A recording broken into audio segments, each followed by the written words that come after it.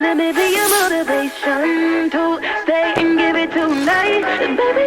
Hi, and welcome back to Girls It Goes Global. My name is Leanne, and you are tuned in to video number 14, where we are going to discuss online businesses and some ideas that I can share with you on some online businesses that you can start.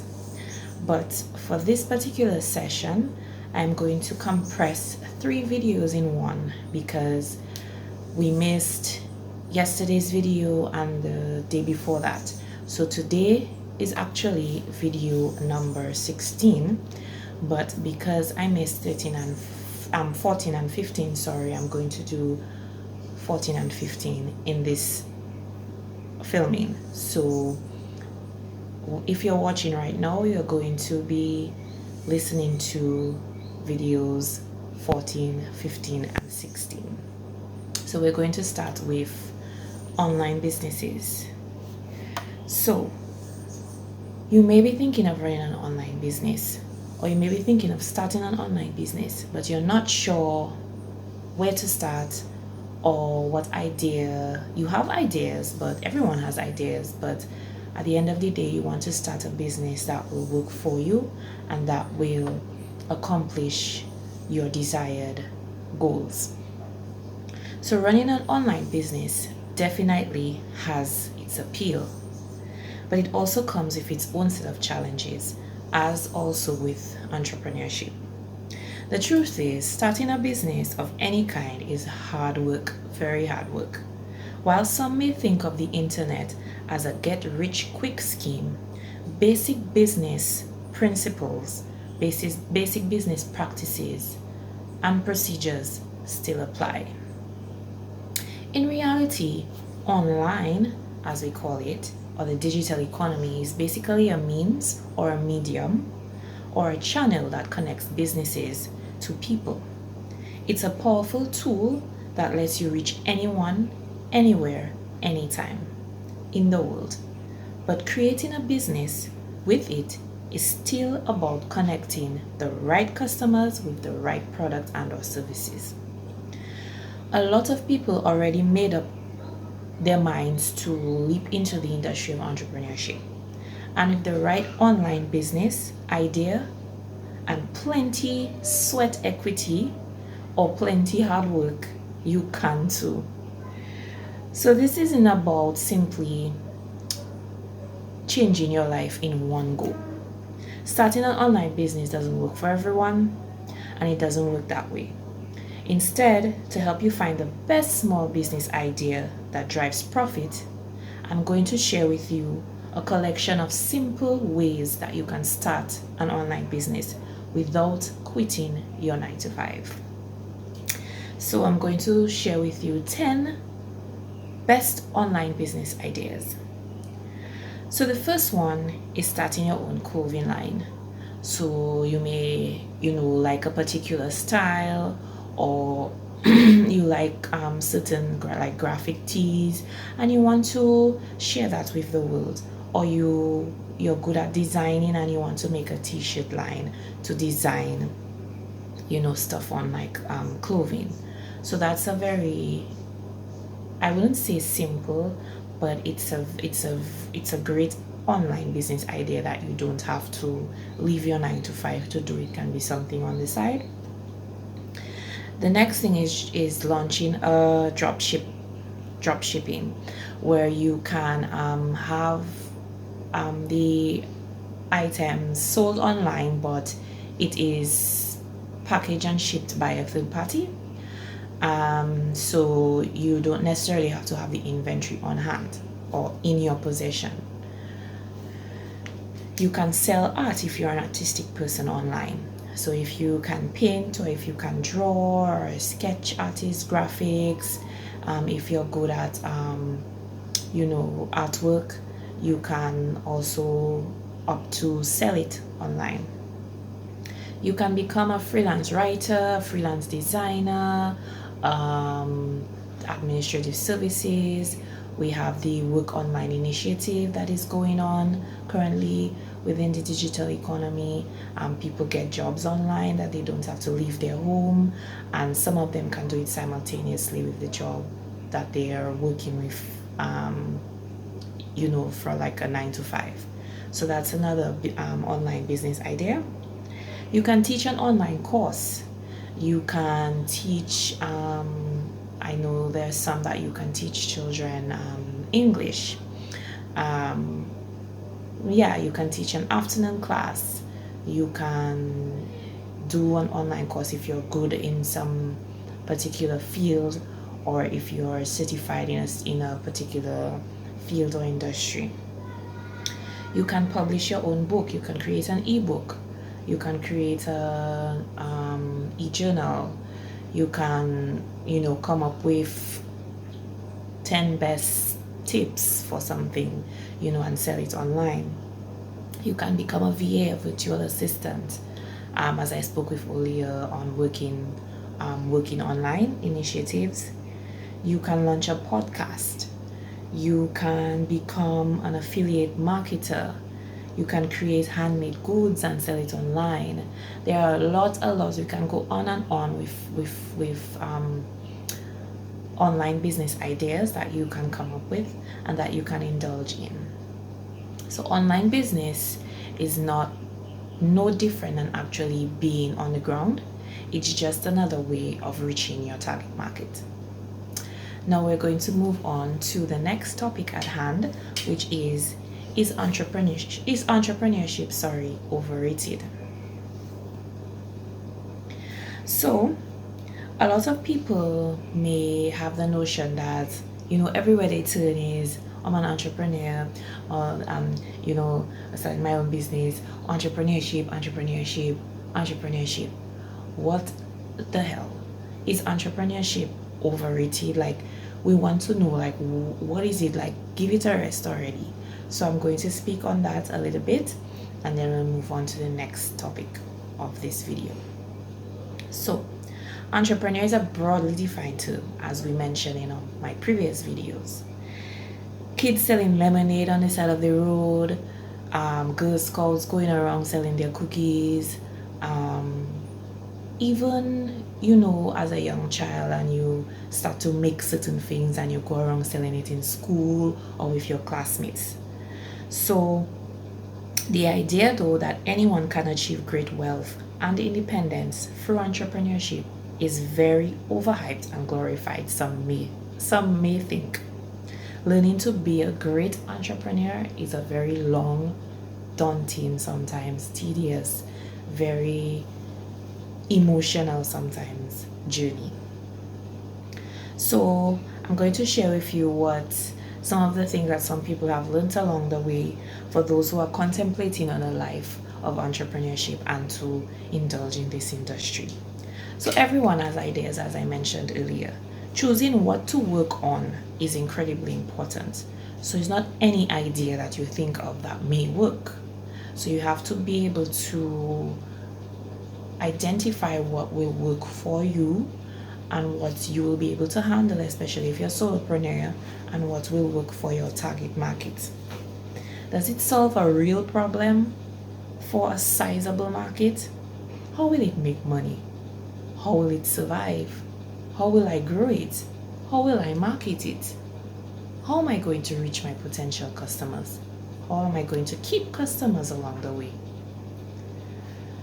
How much money will I need to get a minimally viable product and see if it can get traction? How will I market it, as I said earlier? How long will it take before I know that it was a hit or a miss? Do I have deep knowledge about this particular industry that I want to get involved in? You can take your idea and you can expand it into a multitude of parts. How will it work? How will I build it? Who are my competition? What is my competition doing? Does my competition have the same exact thing that I want to come out with? Where is the market headed? Try to kill those thoughts as soon as possible. If it stands up to scrutiny, you might have a winner. And after you go through the process, you'll have a much clearer picture of whether or not you can pull it off. Entrepreneurship cannot be taught. This is a funny statement because I remember not so long ago that a past employer of mine, or supervisor of mine, told me that my position cannot be taught. Anyway, entrepreneurship can not be taught. It's a skill, it's a drive, it's a mindset, as I mentioned earlier in my previous videos. The tools of the trade can be taught. The tools of the trade can be taught. Just like I mentioned in my backstory about my past boss who said that my position cannot be taught. You can teach someone who wants to be an entrepreneur the tactics, the tools that they need to thrive and to build a brand, right? If you want to create something and you have an idea for something, but you're versed in the industry but not so versed, if you understand what I mean, like you still need to educate yourself, and there's somebody else that is more versed in that particular field. You can be given tools, tips, what to do, advice. But in certain circumstances, I believe anything can be learned. Any job, any position, anything that you're doing, if you don't know how to do it, it can be learned. How are you going to reach to that step if you're not given the tools, the tactics, the way to go about doing things, and then you pick it up as you go along? But that's another discussion. So the tools of the trade, as I said, can be taught. How to raise money, how to approach customers, how to market your brand, how to read a term sheet, how to analyze a balance sheet. Yes, these things are teachable. The core of being an entrepreneur, making great decisions, being obsessively dedicated to steering a business to growth, is instinctive. One learns to be good at this through trial and error, and sometimes through mentorship. Some of us need to be mentored. Some of us need to be guided. Some of us need to have that added push to get to where we want to go. The goal of raising money and then selling in 12 to 24 months is often what they teach in school that entrepreneurship is about. It isn't. It's about creating sustainable, long-term value. Some of us are in business, or we want to start a business and we're thinking of the short term. How am I going to make money now? In 6 months, I want to be able to buy a car and buy a home. No, it doesn't work that way. We have to focus more so on our long-term impact than short-term value, or long-term value and impact and short-term value. Yes, you take into consideration what you have to accomplish in the short term, but your long term also has to be of great importance as well. Pursuing businesses that market themselves and leverage free marketing opportunities, because the alternative is an expensive and multi-year slog. Meaning, if you create a product or service and put it out there, will it be easily found by large numbers of people who are organically seeking it out? Or will you be able to partner with companies or the media or influencers who will evangelize your product or service? Or will you spend 5, 10, 15 years trying to get people to pay attention to what you want to offer them? Get as far as you can on your own without raising money. Don't assume that starting a business equals pitching to a venture capitalist. Starting a business means carrying a product or service, or rather creating a product or service out of value. Example, go do that. Not example, but i.e., or that is, go do it. Just do it, like what Nike says. Don't think that you must have a lot of money to start a business. Just start it. Start it through the impact Motivate yourself to start it rather through the impact that you want to create, especially as a social entrepreneur. And shortly, we will speak on how social entrepreneurship has changed the world. So, this is all that I will share for now on is entrepreneurship overrated. In my opinion, I don't think it is. In fact, I think it is not exaggerated enough of the importance.